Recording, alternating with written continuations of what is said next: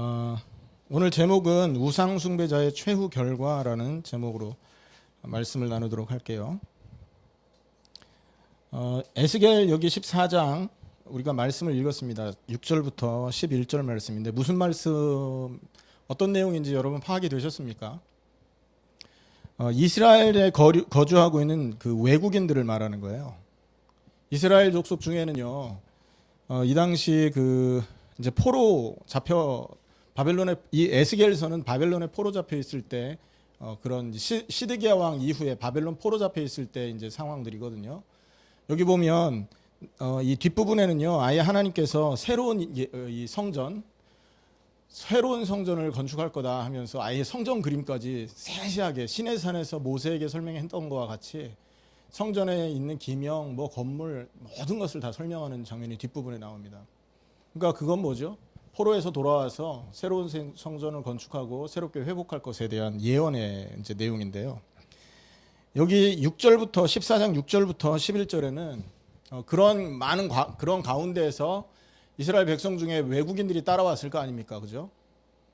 그 외국인들 중에서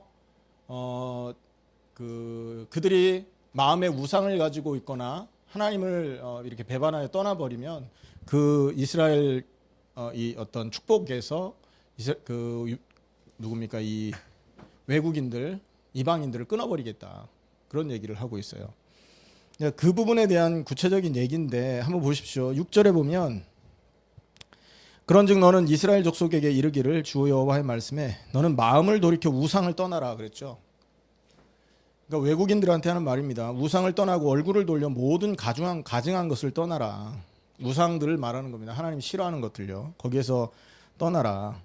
7절에 이스라엘 족속과 이스라엘 가운데 거류하는 외국인 중에 이스라엘 족속 포함해서 모든 사람을 말하는 겁니다. 누구든지 나를 떠나고 자기 우상을 마음에 들이며 그리고 죄악의 걸림돌을 자기 앞에 두고 자기를 위하여 내게 묻고자 하여 선지자에게 가는 모든 자에게는 나 여호와가 친히 응답하여 라고 말을 하죠. 그러니까 어떤 사람을 지금 지칭하고 있습니까? 이스라엘 족속 그리고 그 가운데 거류하는 외국인 중에서 나를 떠나고 자기 우상을 마음에 들인 사람들, 자기 백성에게 자기 민족에서 섬겼던 우상을 자기 마음에 갖고 있는 사람들요. 그러니까 이런 사람들은 어떤 경우가 되겠습니까? 몸은 와 있어요. 하나님을 찬양합니다. 그리고 높여드린다고 하기도 해요. 그런데 그 마음이 아직도 자기를 위한 인생에서 떠나지 않은 사람들을 포함하겠죠. 그러니까 자기를 위해서 만들었던 자기 조상들이 섬겼던 외국 조상들, 그러니까 자기 본국에서 섬겼던 우상을 그대로 섬기고 있는 그런 상태를 말하는 거예요. 마음가짐은 그대로입니다. 마음이 변하지도 않았습니다. 자기 중심과 생각은 옛날 섬기던 우상을 그대로 갖고 있으면서도 표면적으로는 이스라엘 백성에게 섞여서 이스라엘 무리에 섞여서 하나님을 찬양하고 있다는 사람들을 말하는 거예요. 자, 그들이 어떤 모습을 지금 또 어떤 행위를 하냐 하면 죄악의 걸림돌을 자기 앞에 두고 이 우상을 이제 죄악의 걸림돌이라 그랬죠. 자기를 위하여 내게 묻고자 하여 선지자에게 가는 모든 자, 선지자에게 묻는 사람이에요. 그 선지자는 누구를 말할까요? 외국인 중에 있습니까? 이스라엘 중에 있습니까? 하나님을 섬기고 있는 선지자를 말하는 겁니다. 그 사람한테 물으러 오는 거예요. 우상을 마음에 갖고 있으면서 단지 자기를 위해서 하나님 복을 얻으려고 선지자에게 묻는 사람들. 이해되십니까? 교회에 이런 사람 많습니다. 하나님 믿지도 않으면서 예수님 누구인지도 모르면서 목사님한테 와서 묻는 사람들 얼마나 많습니까? 목사님들은 또 맞춰줍니다. 또 부탁하는 대로 다 얘기해줘요. 병 고쳐야 되는데 어떻게 합니까? 이렇게 하면 됩니다. 기도하세요. 헌금하세요. 자녀가 그 대학에 붙어야 되는데 어떻게 하면 좋겠습니까? 이렇게 하세요. 목사님, 내가 이런저런 꿈을 꿨는데 이거 어떻게 뜻이 무슨 뜻입니까? 예, 그 뜻은 이겁니다. 여러분, 그 선지자는 어떤 의미로요? 하나님의 말씀을 가르쳐서 그 사람이 하나님께 돌아오게 하는 일을 해야 되는 게 선지자 아닙니까? 근데 그 선지자는요, 그 마음에 갖고 있는 그 우상 숭배하는 자의 마음속에 있는 우상을 더 섬기도록 부추긴 자라니까요. 내가 하나님을 이렇게 부르지 않고 내 마음속에 있는 그 신을 갖고도 이런 응답을 받을 수 있구나. 방법이 있구나. 다른 길을 가르치는 거라니까요. 그러면 그 사람은 어떻게 합니까? 그 사람에게 대해서 하나님이 징계하겠다는 거예요. 그걸 물으러 간 우상 숭배하는 자나 그 우상 숭배하는 자에게 말을 해주는 선지자나 똑같은 벌을 주겠다. 이 심각한 얘기죠, 여러분. 8절에 이렇게 말합니다.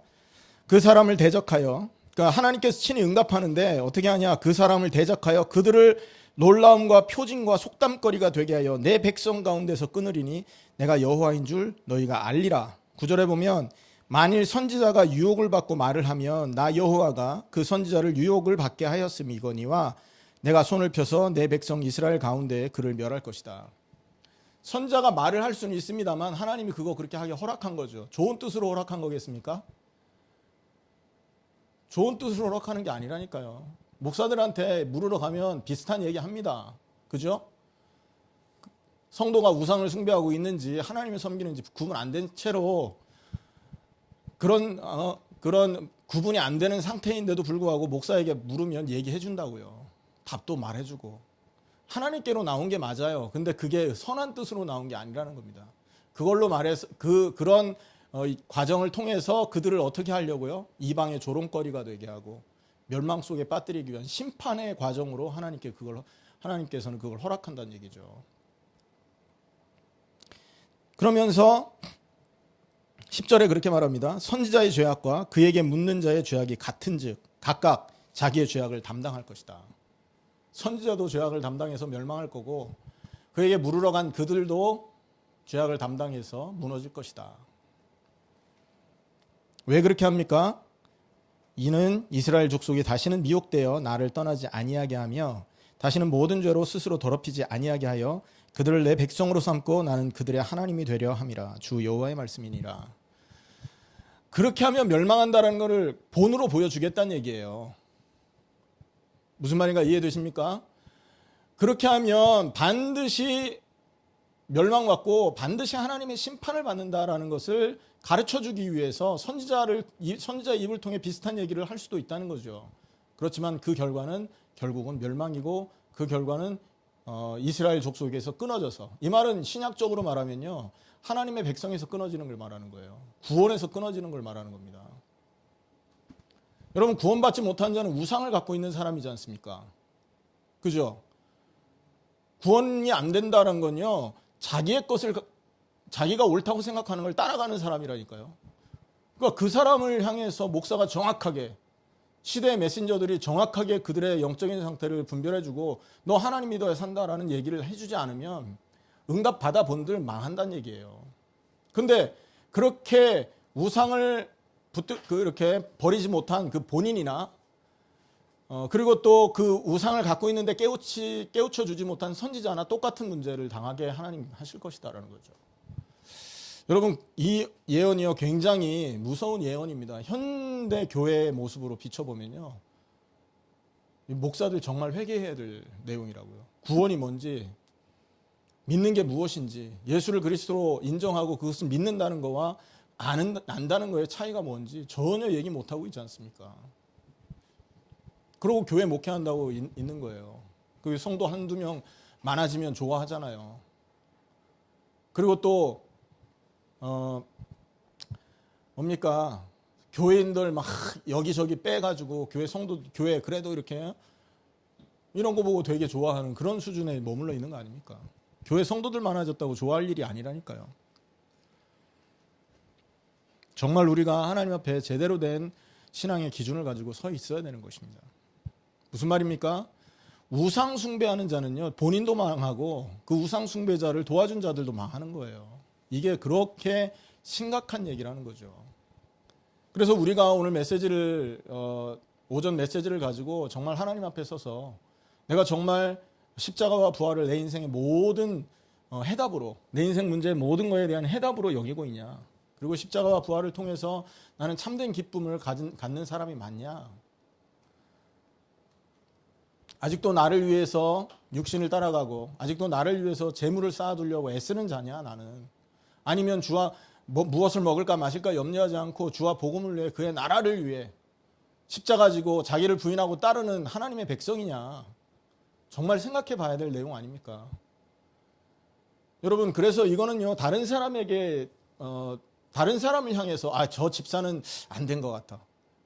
암만 생각해도 메시지 들어보니까 저 집사는 아니야. 이 메시지를 가지고 혹시 이렇게 여기에는 안 계시겠습니다만 혹시라도 이 메시지를 갖고 다른 사람을 판단한다면요, 여러분 정말로 못 깨달은 사람들입니다. 이거는요, 다른 사람 문제가 아니라니까요. 앞에 서 있는 사람일수록 이 말씀 앞에 두려움과 떨림으로 나가야 되는 거 아닙니까? 그래서 진정으로 이 우상 숭배에 대한 경고들을요, 무섭게 받아들여야 됩니다. 그리고 그것을 해결하기 위해서 하나님이 그리스도 예수를 이 땅에 보내셔서 모든 문제를 꺾고 해결하신 그 사실로 인해서 우리는 너무나 참 감사함과 이렇게 즐거움과 기쁨을 가질 수 있어야 되겠죠. 성경에 보면요, 이런 우상 숭배하는 자들이 몇 명 나온다 그랬죠. 오늘 또 한 사람을 좀 찾아보고 싶은데요. 누구냐 하면 히스기야 시대에 다시 이제 조금 시대를 뒤로 돌아가겠습니다. 에스겔서에서 저 이사야서 쪽으로 가는데 이사야 시대에 보면 히스기야 임금 나오죠. 히스기야 임금 시대에 큰 사건이 있었습니다. 그게 뭐죠? 북쪽 이스라엘을 아수르가 침공해서 멸망시키고 그 여세를 몰아서 북쪽 이스라엘이 북쪽에 주둔하고 있던 아수르 군대가 지금 남쪽 유다를 침공을 했었잖아요. 풍전등화라고요. 자칫하면 히스기야 시대에 남쪽 유다도 무너질 상황이었단 말이에요. 근데 그때 하나님이 은혜를 주셔서 히스기야 시대를 보호하셨단 말이죠. 어떤 은혜를 주셨습니까? 예? 생명연장, 또 그렇죠. 지금 전쟁 앞에서 가장 큰 대적이었잖아요. 18만 5천 군대 대군을 단순간에 없애버린 겁니다. 그것 때문에 사실은 이 아수르에서 보호를 받은 거 아닙니까? 여러분, 그때 아수르가 쳐들어왔을 때 성벽에서 그 아수르 군대와 그 히스기야 대사가 이렇게 만나 대화했던 장면 기억하십니까? 그래서 아람방언으로 하라, 유대말로 하지 말고 뭐 이런 얘기들 했었잖아요. 그때 그 아수르 쪽 대표와 이렇게 대화했던 사람이 나오는데 그 사람 이름이 셈나라는 사람입니다. 셈나. 한번 보겠습니다. 이사야서 22장.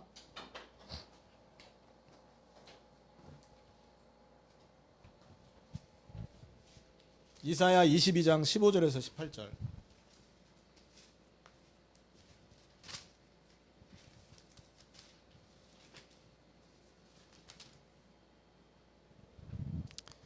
이사야 22장 15절에서 하나님께서 그 셈나를 향해서 경고를 하는 모습이거든요. 이렇게 말씀하십니다.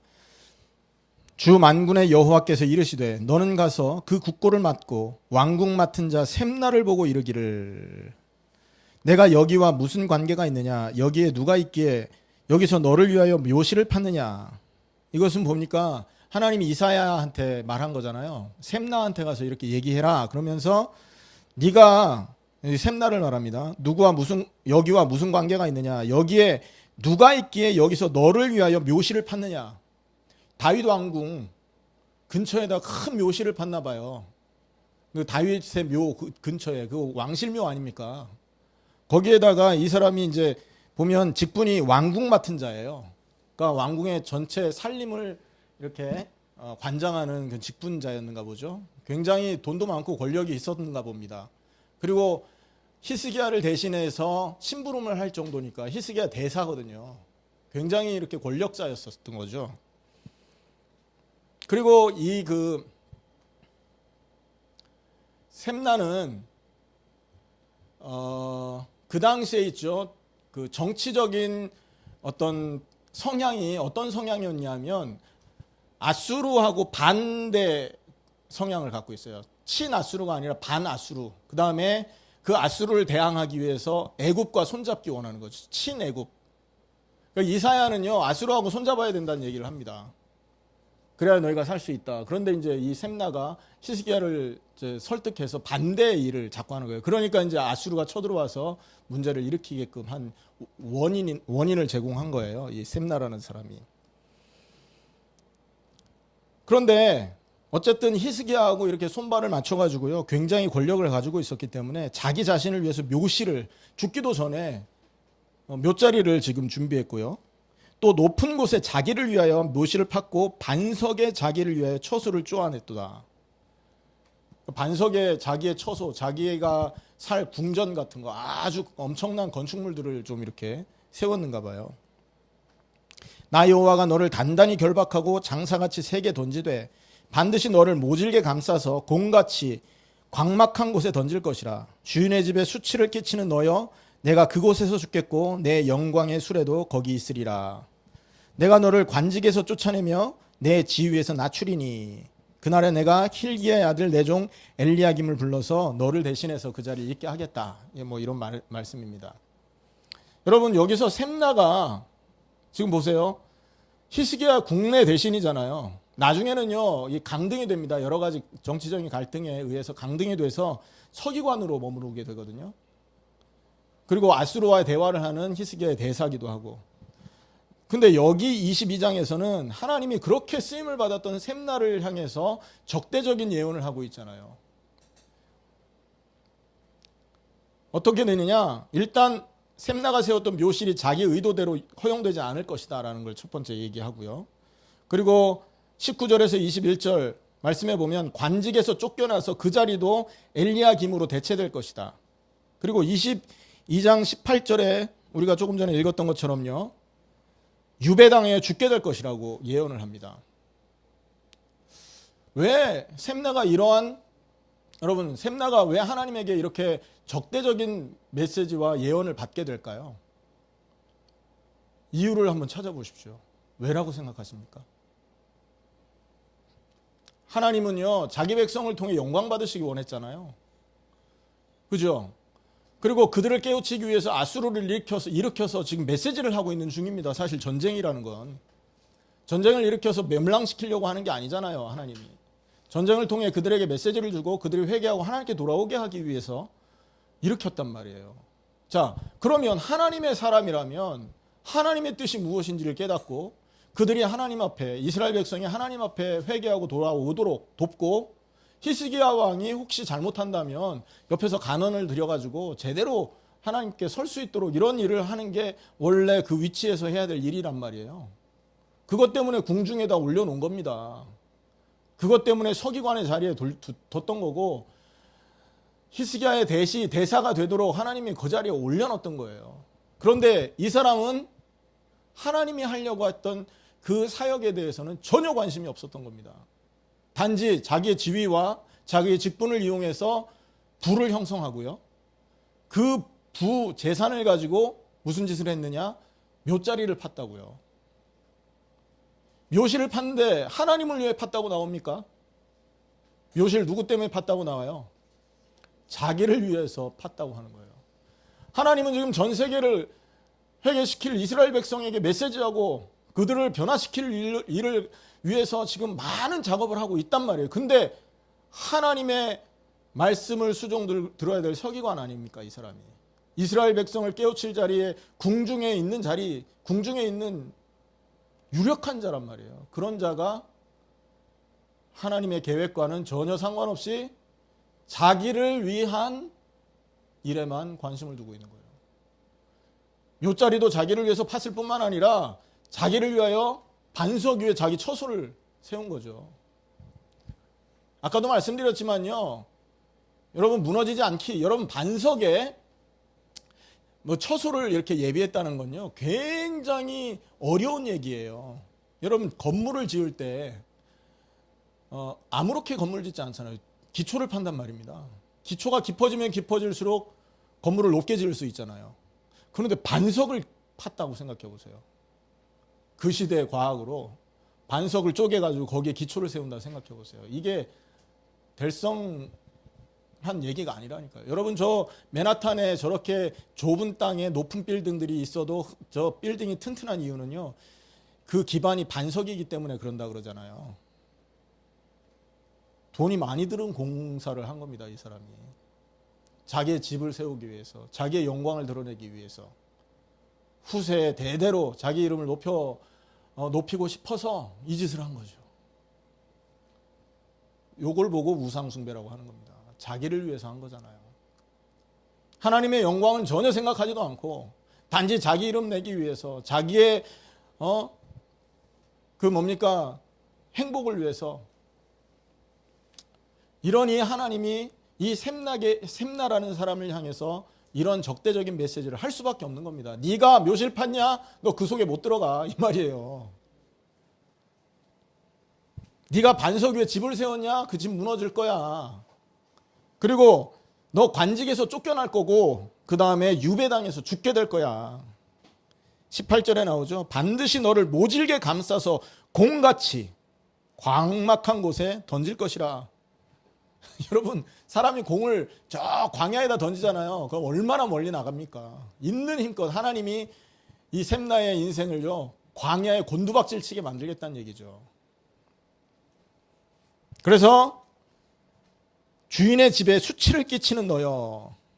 하나님 아닙니까? 하나님이 주인 아닙니까? 그 집에 하나님의 영광을 드러내기도 부족한 상태에서 엉뚱한 짓을 하니까, 하나님의 뜻과 하나님의 영광과는 반대 짓을 하니까 하나님이 이 얘기하는 거예요.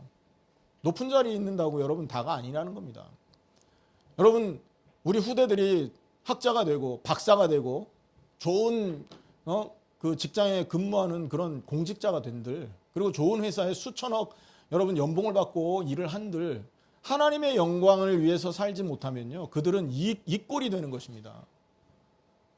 광막한 곳에, 광야 같은 곳에 공처럼 던져짐을 당하고요, 그리고 수치를 끼쳤기 때문에 그곳에서 죽게 되는 거죠. 이거를 어떻게 막을 겁니까, 여러분? 방법은 한 가지밖에 없는 겁니다. 자기를 위해서 쌓았던 모든 공적에서 내려와야 되는 거예요. 나를 보호하기 위해서 겹겹이 둘러쌌던 방어막을 다 해체해야 되는 거라고요. 제가 요즘에 느끼는 게 뭐냐 하면, 옛날에 순수성하고 많이 멀어졌구나, 이런 생각을 참 많이 합니다. 여러분, 그래도 대학 때 혹은 고등학교 때 처음 예수를 믿기 시작하고 막 은혜 받았을 때요, 무릎 꿇으면 하나님하고 대화하고 싶고 하나님의 깊은 곳으로 막 이렇게, 그리고 예전에 그런 어떤 은혜 이렇게 받을 수 있는 집회 가잖아요. 그러면 은혜 받으려고 막 애썼던 그런 모습들이 있었단 말이에요. 근데 목사 되고 어느 시점쯤 되니까 다 거기서 거기고 늘 하는 말이 그 말이고 그 말이다 보니까요, 은혜 받는 자리에 앉아 있어도 은혜가 안 돼요. 그냥 듣고 끝내요. 참고가 되고. 이런 세월이 한 20년 정도 쭉 지속되다가 최근에 이러면 안 되지 하고 앉으면 옛날처럼 이렇게 막 그 마음 깊숙한 곳에서 하나님이 들려주시는 그 은혜와 꿀같이 단 그런 경험들이요, 참 이게 예전에는 금방금방 이게 됐는데요, 시간이 오래 걸리는 것 같아요. 나이가 먹어서 이 두뇌 회전이 늦어서 그런지는 모르겠습니다만 많은 것들이 겹겹이 쌓여있구나 하는 생각들이 많이 듭니다. 여러분, 목사가 만약에 이런 평신도가 1년 되든 2년 되든 한 번도 하나님의 말씀 앞으로 이렇게 나가는 경험이 없거나, 하나님 앞에 정말 진정으로 중심을 다해서 내 마음 깊숙한 곳에서부터의 하나님과의 대화를, 또 하나님의 영광을 구하는 삶을 살기 위해서 하나님께 기도하는 이런 경험이 없다면 여러분, 그 신앙이 유지가 될까요? 힘들 겁니다. 뜯어내야 됩니다. 시간이 얼마나 걸리든 간에 우리가 하나님 앞에 다가가고 하나님의 영광을 구하지 못하게 만들었던 우리의 습관, 우리의 생활 방식, 우리의 모든 삶의 체계를요, 변화시켜야 된다니까요. 그래서 나의 영광을 쫓던 모든 자리에서 하나님의 영광을 쫓는 자리로, 하나님의 깊은 은혜를 이렇게 받을 수 있는, 중심으로부터 하나님의 깊은 은혜를 얻을 수 있는 그런 자리로 우리가 나갈 수 있어야 된다고요. 이게 안 되면 우리는 어쩔 수 없이 자기를 위한 인생을 살다가 멸망받게 되어 있습니다. 구원을 받을 수는 있는지 모르겠습니다. 하나님이 백보 천보 양보해서 긍휼로 우리를 구원하신다 할지라도 부끄러운 구원을 당한다니까요. 왜일까요? 행위대로 갚아준다고 했으니까. 평생을 나를 위해 살았단 말이에요. 그러니 그 행위를 하나님 갚아준다면 지옥은 안 보낼지 몰라서 안 보냈기 때문에 감사할지 모르지만 부끄러운 건 아닙니까, 여러분? 한 사람을 또 찾아보겠습니다. 여러분 사무엘상을 한번 보시기 바랍니다. 더 뒤로 갑니다. 사무엘상 더 앞으로 가야 되겠죠, 참. 15장. 사무엘상 15장 10절에서부터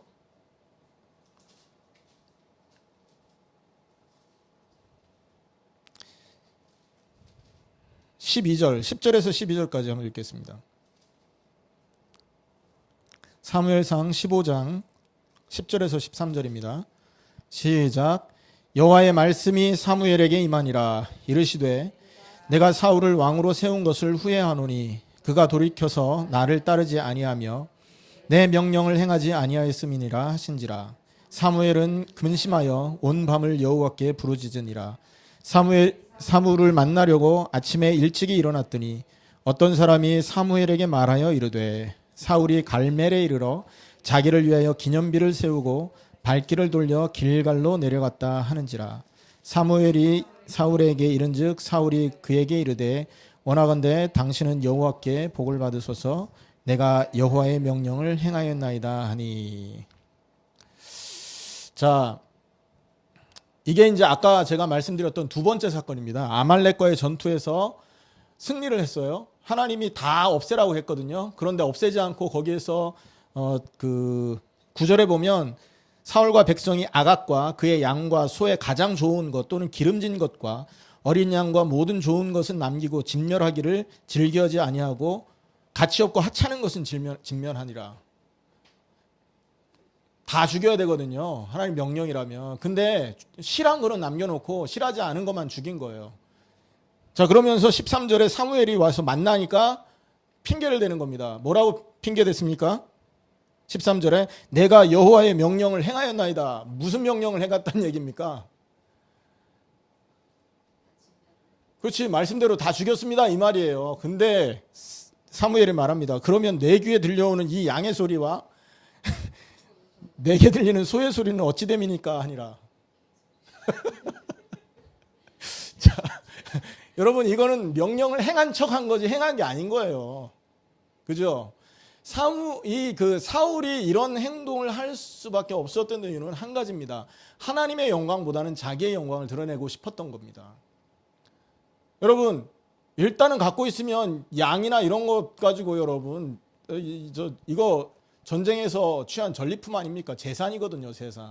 재산 형성을 할 수 있는 거잖아요. 그러니까 하나님 명령을 거부하고 재산 택한 거예요.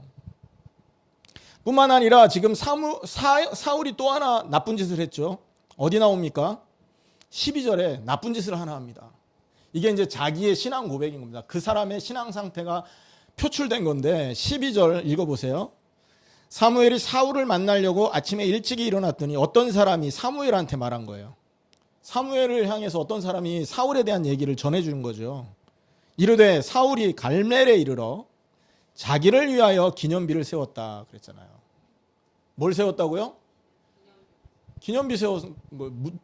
하나님을 위해 자기 기념비를 세울 이유는 없는 거 아닙니까? 자기를 기념하라고 자기의 모양을 따서 동상을 세웠다는 얘기잖아요. 이게 사울이 갖고 있었던 신앙이라는 겁니다. 이 사람은 하나님의 영광을 관심 있어 하는 사람이 아니었던 거예요. 블레셋과의 전투에서도 사무엘을 기다리지 않고 자기가 하나님 앞에 제사를 드리게 됐던 것도 같은 이유였던 겁니다. 살아남으려고. 하나님의 영광을 구했던 인생이라면 절대 그러지 않았겠죠. 말씀에 순종했겠죠. 죽으라면 죽었잖아요. 말씀에 순종했던 사람들은. 그런데 그렇지 않고 자기의 영광을 위해 자기가 취할 수 있는 좋은 것들을 선택하고 하나님을 거부한 거예요. 이걸 보고 뭐라고 한다고요? 우상숭배라고 하는 거라니까요. 하나님보다 자기를 더 내세우는 거죠. 하나님의 영광보다 자기의 영광을 더 내세우는 사람이 바로 사울이었던 겁니다. 이러니 사울이 어떻게 될까요? 왕에서 폐위당할 수밖에 없었던 겁니다. 그리고 여러분 정신병까지 걸리잖아요, 나중에. 그 다윗이 무슨 짓 했습니까? 다윗 죽이려고 계속 시기하는 마음 때문에 얼마나 이상한 짓들을 많이 했습니까? 이게 사울이 하나님 앞에 이렇게 외면당할 수밖에 없었던 근본 이유였다는 거죠. 뭡니까? 우상숭배라는 겁니다. 이게 단순히 한 민족이 우상숭배를 해서 망했다 하고 끝낼 일이 아니라는 겁니다. 깊이 들어가 보면, 자세히 들여다보면요, 똑같은 일들을 우리가 하고 있다는 얘기예요. 여러분, 그래서 우리는 어떤 그 삶을 살아야 됩니까? 그냥 기도합시다, 이게 아닙니다. 하루에 한 번씩 기도해야 됩니다, 이 말이 아닌 거예요. 여러분, 우리가 하루에 적어도 한 번 정도라도 말씀에 서지 않거나 한 번 정도라도 하나님의 영광을 묻는 그것이 없다면 어떻게 우리가 하나님의 영광을 쫓아 살겠습니까? 타락한 영을 갖고 있는데. 그렇지 않습니까? 하나님에게 복을 얻을 수 있는 길은 한 가지라니까요. 우리 자신이 우리의 영광을 쫓아서 살던 삶에서 돌이켜서 하나님의 영광을 구하는 삶으로 돌이키는 거, 그거 외에는 답이 없어요. 왜? 모든 천지를 하나님 영광을 위해서 창조했기 때문에, 우리를 선택하신 이유도 하나님이 영광 받으시려고 선택했기 때문에, 우리가 우리 자신을 굴복하고 하나님의 영광을 위한 삶을 선택할 때에만 하나님의 진정한 은혜가 시작되는 것입니다. 신약 성경에는 그걸 회개라고 표현을 했습니다. 그러니까 많은 사람들이 회개라는 것도 오해하고 있는 거예요. 여러분, 회개하는 것도 한번 생각해 보십시오. 나 이거 잘못했습니다. 저거 용서해 주세요. 나 인생을 돌이키겠습니다. 여러분, 가만히 그 회개하는 소리 들어보세요. 왜 회개합니까? 회개하면 구원 준다니까. 회개하면 예수 믿고 천국 갈 수 있다니까 하는 거예요. 진정으로 이 죄를 미워하고 진정으로 내가 하나님을 떠나서 살았던 그 세월을 싫어서 경멸하면서 하나님 앞에 회개가 나와야 되는 거잖아요. 그러니까 이게 안 되니까 어떻게 됩니까? 했던 회개 또 합니다. 다음 날 또 해요. 똑같은 죄를 또 졌거든. 또 회개하고 그 다음 날 또 회개합니다. 왜? 똑같은 죄 또 졌거든. 그러니까 베드로는 뭐라고 말합니까? 개가 토한 것을 다시 먹는 것 같은 행위를 자꾸 한다 그러잖아요. 진정한 회개가 있어야 되는데, 그 진정한 회개는 정말 우리의 전 인생이 하나님께로 돌이켜야 되겠구나. 내 전 인생이 하나님을 향해서 이제 남은 인생을 드려야 되겠구나라는 이런 중차대한 목표를 두고 거기에 내 모든 뜻을 굴복하는 걸 말합니다. 여러분, 그게 됐습니까? 그렇다면 여러분의 인생은 새로운 인생이 되는 거예요. 로마서 14장 7절 9절 말씀처럼 우리 중에 자기를 위해서 사는 자가 없고, 우리 중에 자기를 위해 자기를 위해 죽는 자도 없다. 사나 죽으나 주님을 위해서 죽는다. 이 말을 했던 그 사람들의 인생으로 변화되는 겁니다. 정말 그렇게 되는 순간부터. 기억하시길 바랍니다. 여러분, 사울뿐만 아니라 멸망받았던, 우상숭배에서 멸망받았던 또 사람이 있죠. 압살롬입니다. 압살롬 한번 보겠습니다. 사무엘하 18장 한번 보세요.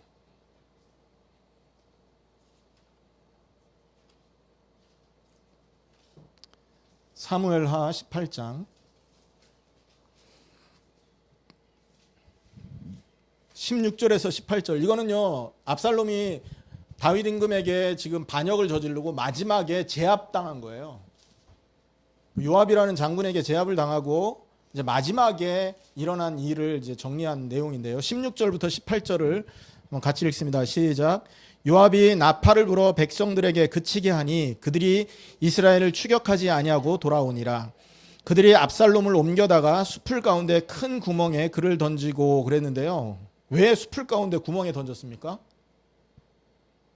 압살롬은 왜 거기에 던졌어요? 던진다고 이 압살롬이 던져질 놈입니까? 압살롬 죽었어요. 지금 시체를 던진 겁니다. 여러분, 압살롬이 왜 죽었죠? 머리가 나무에 걸려가지고 말 타고 가다가 그 자기가 자랑하던 머리카락이 나무에 걸린 겁니다. 나무가지에. 그래서 대롱대롱 매달려 있는데 쫓아가던 군인이 이제 찔른 거 아닙니까? 그래서 죽은 거예요. 그 시체를 구멍에 던진 거죠. 읽으면 그 이후에 시작. 그 위에 매우 큰 돌 무더기를 쌓으니라. 온 이스라엘 무리가 각기 장막으로 도망하니라. 압살롬이 살았을 때에 자기를 위하여 한 비석을 마련하여 세웠으니 이는 그가 자기 이름을 전할 아들이 내게 없다고 말하였음이더라. 그러므로 자기 이름을 기념하여 그 비석에 이름을 붙였으며 그 비석이 왕의 골짜기에 있고 이제까지 그것을 압살롬의 기념비라 일컫더라. 압살롬도 똑같은 짓을 했잖아요. 비석을 세웠는데 누구를 위한 비석입니까? 자기를 위한, 자기 이름을 내기 위해서. 아들이 없었어요. 그러니까 자기가 살아있었다는 걸 후대에 알리고 싶어서 자기를 위한 비석을 만드는 거죠. 이런 어리석은 짓을 하는 겁니다. 하나님의 영광을 위해 우리는 지음받았습니다. 아멘. 그래서 우리가 진짜 행복할 수 있는 유일한 길은요, 하나님의 영광을 선택하는 거예요. 그게 손해보는 것 같죠? 손해가 아닙니다. 그 안에서 최고의 기쁨을 얻게 되는 겁니다. 이 땅에서 뿐만 아니라 내세에서까지 그 축복이 연결되는 겁니다. 어떤 사람들 그런 얘기 하잖아요. 농담으로 그런 얘기 합니다. 이 생에서는 소망이 없어. 다음 생에서나 가능할 거야. 이런 얘기 하거든요. 우스갯소리로 하는 겁니다. 여러분이 갖고 있는 그 소망들 많이 있을 건데 그 소망 여러분 살아있는 동안에 완성시킬 수 있습니까? 거의 80, 99%는 이 생에 소망이 없을 거예요. 근데 하나님의 백성들에게 소망이 하나가 더 있는 겁니다. 뭐죠? 천국에서의 상급. 천국에서 하나님과 누리는 그 기쁨, 그 영광을 이 땅에 있는 동안 누리도록 우리는 창조되어 있거든요. 이 땅에 있는 동안에 그 천국의 소망과 천국의 감사를 그리고 천국의 감격을 예수 이름으로 누릴 수 있다면 여러분 이 땅에서 우리가 손해보고 사는 것이 하나도 억울하지 않을 일이라는 거죠. 그거 모르니까 이 땅에서 자기 이름 내려고 이렇게 애쓰는 겁니다, 여러분. 한 사람이 더 나옵니다. 열왕기 상입니다. 열왕기 상 1장 5절을 한번 보세요.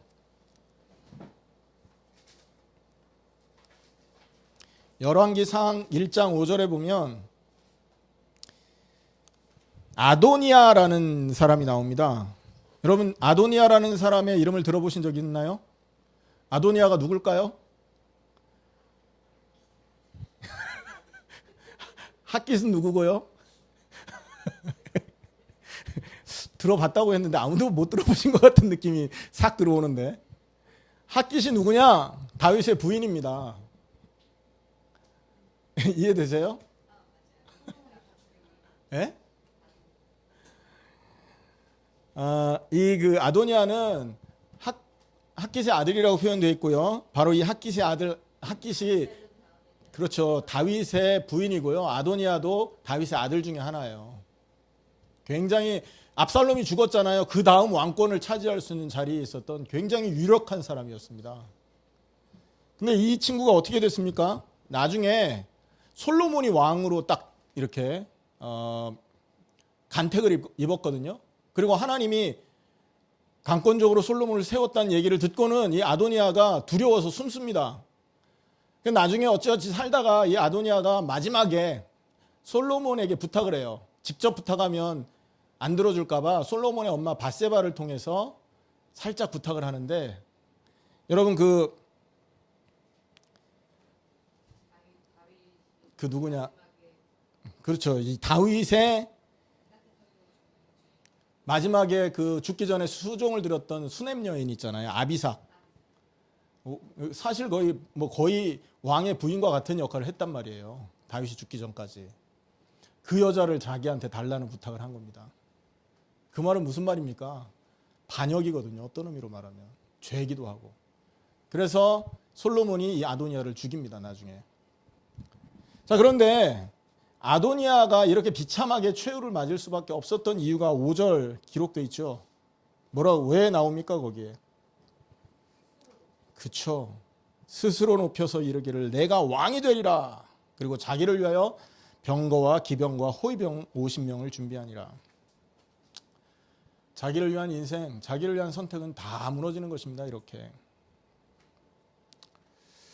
여러분 오늘 간단하게 몇 명을 살펴봤지 않습니까? 여기에서 우리가 굉장한 메시지를 좀 받아야 됩니다.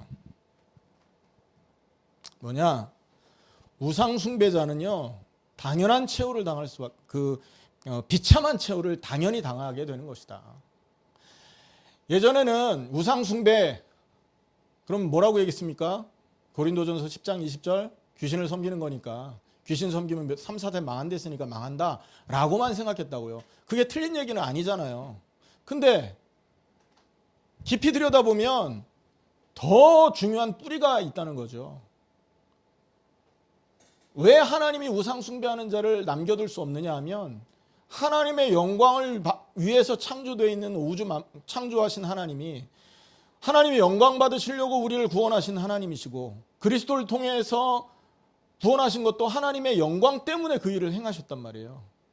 그런데 하나님의 영광과 하나님의 뜻과 관계없이 자기의 뜻을 쫓아가 지금 가고 있다고요. 하나님과 방향이 안 맞는 겁니다. 그러니까 지구하고 방향이 안 맞아요. 그러면 지구하고 같이 있을 수 있나요? 여러분, 부부가 방향 안 맞아 보세요. 얼마나 힘듭니까? 이 땅하고 방향이 안 맞아서 하나님 멸망시키는 거라니까요. 그래. 그런데 그거를 또 사단이 이용하는 겁니다. 모든 세상 그 권세 배후에 사단이 있단 말이에요. 그거를 가리는 겁니다. 눈을 가리는 거예요. 자꾸만 눈을 어둡게 만들어서 하나님께로 가지 못하도록 모든 온갖 술수 방법을 다 동원해서 막아버리는 거죠. 그러니까 그 자리가 하나님 영광 돌리는 자리라고 착각하고 사는 거예요. 만약에 이들이 멸망할 줄 알았다면, 아도니아 같은 경우 또는 압살롬 같은 경우 자기들이 망할 길이라는 걸 알았다면 그 짓을 했겠습니까? 몰랐으니까 이랬겠죠. 이스라엘이 만약에, 여러분, 과연 하나님이 정말 우리 백성을 이렇게 망하게 하실까라고 진짜 실감나게 알았다면 거부했을 겁니다. 그런데 그들 잘 몰랐을 거예요. 마귀의 역사죠. 선지자가 암만 얘기해도 귀가 다쳤고, 아무리 증거를 들여다 보여줘도 눈이 다쳤었으니까요. 우리는 그렇게 살면 안 됩니다. 이사야서에 보면 맹인이 누구냐? 나의 종이 아니냐? 소경이 누구냐? 나의 충성된 자들이라 일컫지 않느냐? 이렇게 말한다고요. 내가 수많은 사건을 통해서 많은 것들을 보여주었지만 너희는 유의하여 보지 않는구나. 우리가, 여러분, 많은 응답과 많은 은혜로 이 자리까지 와 있습니다. 그럼 여기부터 어떻게 시작해야 됩니까? 방향부터 새로 정해야 됩니다. 무서워서가 아니라 망하기 싫어서 여러분 예수 믿습니까? 아니잖아요. 우리의 창조의 목적, 처음부터 창조의 원리가 하나님을 찬양하고 하나님께 영광 돌리기 위해서였기 때문에 우리가 이 선택을 하는 것이라니까요. 이 선택이 마음에 부담이 되는 거, 이 선택이 만약에 우리 마음에 여러분 꺼리낌이 된다면 아직 구원 못 받은 사람이 분명합니다. 왜? 자기의 영광을 아직 포기하고 싶지 않거든요. 여러분, 오늘 말씀을 기억하시기를 축원합니다. 우상 숭배자의 최후라는 제목이었습니다. 우상 숭배라는 건 하나님의 영광을 위해 창조된 우리가 자기의 영광을 쫓아가는 것이 우상 숭배입니다. 그것 때문에 이것도 섬기고 저것도 섬길 뿐이지 그건 현상입니다. 결국은 핵심은 나를 위한 거예요. 그래서 이것을 내 마음 중심 깊숙한 곳에서부터 하나님 앞에 포기하지 않는 한 절대 우리는 구원받을 수 없는 것입니다.